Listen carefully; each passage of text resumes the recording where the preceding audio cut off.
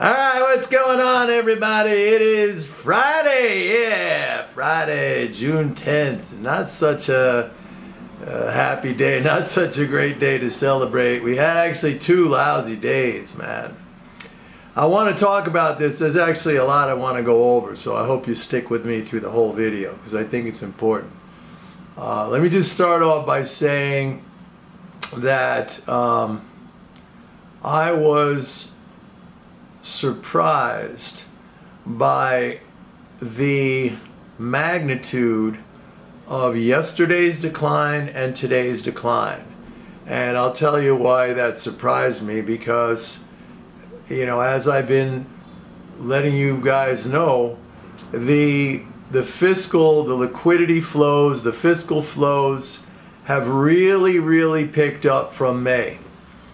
And as I've said over and over again, I mean, that's real liquidity. That's real spending. That's real net government spending. That's spending in excess of taxation. That's adding to the financial balances of the economy, of the the non-government. That's a bullish thing. Now, I mentioned this last week because it was raised a little bit of a red flag for me, because on a day that saw the June 1st, which was that big first of the month payments day. That's the day you get Medicare, Medicaid, military pay, veterans benefits, disability, all this front-loaded, spending on the first of the month, which usually comes in like at 100 billion. We had like a 95, 96 billion June 1st flow, and the market was down. And that kind of raised a red flag for me, in the short term. I'll say this because it suggests that even though, you had this big addition to bank accounts, all this money came flowing in, nobody was in a rush to deploy it into the market. Maybe they deployed it on the short side. Maybe they bought puts. I don't know. But it's unusual when you see something like that, a day with a big fiscal flow. I mean, I used to track these things just on Social Security days, and you would have, if not, let's say, a big stock market up day, you would have a good bond day. I mean, the money gets deployed, right? It doesn't just sit. I mean, some of it sits in the bank accounts, and people, obviously, there are people who go paycheck to, Social Security check to Social Security check because they need that to spend that. And I understand that, and not everybody's going to put that into, an investment. But I'm talking in the aggregate, when you have a big flow into bank deposits, some of that does trickle out into the market. There is a correlation. But I said last week that was kind of a red flag for me, because this phenomenon, you didn't see it happen. It was 100 billion day, and there was not even bonds, nothing. I mean, it was, everything was negative on that day. So that was kind of like, people are just, they're scared, man. They're scared, and they're hanging on to their money.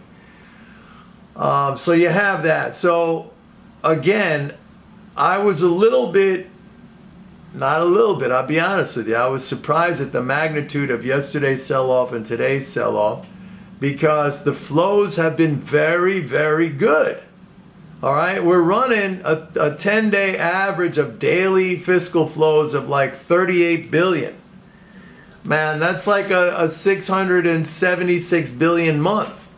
And the deficit, as of yesterday, the deficit for June, 160 billion. So I mean, we've really turned around on the deficit. And again, the deficit is a positive thing. It is net spending. It is spending minus taxation. So when it's a deficit, that means 160 billion deficit means 160 billion has been added to the financial balances of the economy, of the non-government. So you got, to use the swimming pool analogy again, the water is flowing really strong now into the pool. The pool level is filling up, but it's not having the effect, the bullish effect on the market that I would have expected, and frankly that I did expect. Now, that doesn't turn me negative. However, I will say that, and I've been telling you guys this over the past couple of videos, next week there's going to be a quarterly corporate tax payment, and that's going to drain out about 70 billion. So by next Wednesday, let's say, I don't know, let's say the deficit is up to 180 billion by then.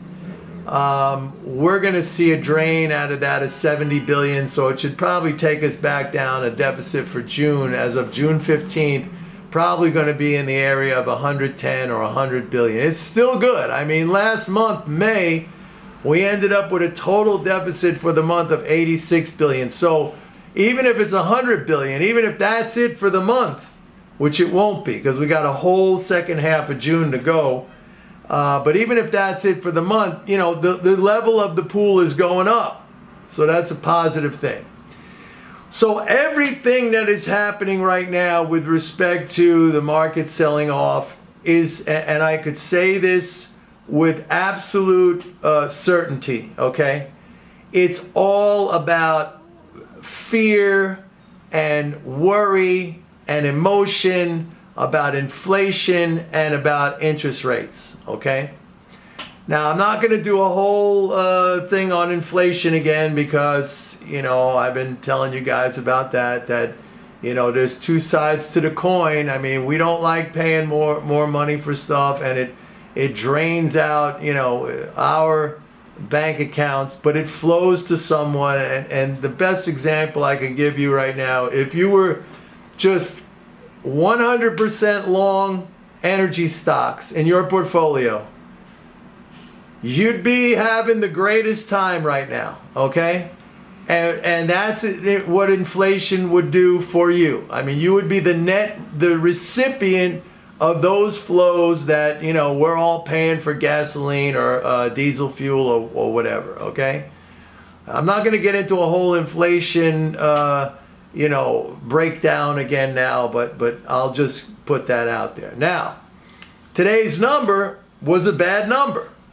All right, but let's put a little bit of perspective. It's very important to get things in perspective. Now, today, you know, it was all over the headlines. It was the worst inflation. It's a new 40-year high in inflation. It was running at the 8.5 or 8.6%. Okay. Now, you know, this is kind of like, you know, put lipstick on the pig, but I mean, the last 2 months, April, May, if you look at year-over-year price increases in the core CPI, you know, that's minus food and energy, I just looked at it, that's actually down 2 months in a row. But I mean, you know, it looks like a tiny, tiny little blip down. So people are going to say, like, you know, okay, big deal. It's like nothing. All right. And I understand that. I get it. But again, this is psychology. This is psychology. And it's a very deeply entrenched negative psychology right now. A lot of it is a lack of understanding, but also, you know, it's reality that we're paying more money. But again, you know, if you were on the other side of the coin, you'd be the recipient of those, of that spending, of that higher spending. Okay, I'm not going to get into that again. So when you actually look at year over year in the core CPI, it's been down in April. It peaked in March, it went down in April, it went down in May. Still high. I'm not saying it's not, but it started to trend down. All right. Now, next week, like I've been saying, and I think I mentioned this. I just mentioned it. We're gonna have so I'm repeating myself here, but we're gonna have those the corporate tax, quarterly tax payment. It'll be about 70 billion all told, and of course we're gonna have the Fed. And so, like now, I mean, 50 basis points, there's still something like a 92% probability based on where Fed fund futures are trading right now. But the probability for a 75 basis point hike, it popped up a little bit. Like last week, I think it was like a 1.8% probability. Now it's like an 8% probability. So it's still low relative to, you know, a 50 basis point probability, but it jumped up. And I saw some, I forget which bank today, their analysts said they're you know, coming out and saying it's going to be 75. 75 will be like a shock to the market. But again, a lot of these rates are all priced in. All right, they're all priced in. And here's something, I mean, again, maybe you're gonna like this, maybe you're not gonna like this, but it's reality. I'm sorry. And I'm here to give you the truth. I'm here to try to break things down in a rational, to have a rational, you know, objective understanding of things. You know, I could totally see why people are freaking out, because, you know, it's not just the headlines, but it's like how much they're spending on things. And me too. Don't think that, you know, I go around and say, holy shit, like this fucking stuff is expensive now. But that's what we're dealing with. But now I wanna explain something to you. So, like, you know, when they talk about the national debt, right? Ooh, the national debt. Well, the national debt is, you know, what, 30 trillion. That's 30 trillion of government securities outstanding. That's 30 trillion of government securities that we own. Maybe not you personally or me, but like collectively, the world owns 30 trillion of government securities. Actually, 24 trillion, and I'm putting up a little, this is a table directly from the daily treasury statement. 24 trillion is owned by the public, all right? The government pays interest on those securities.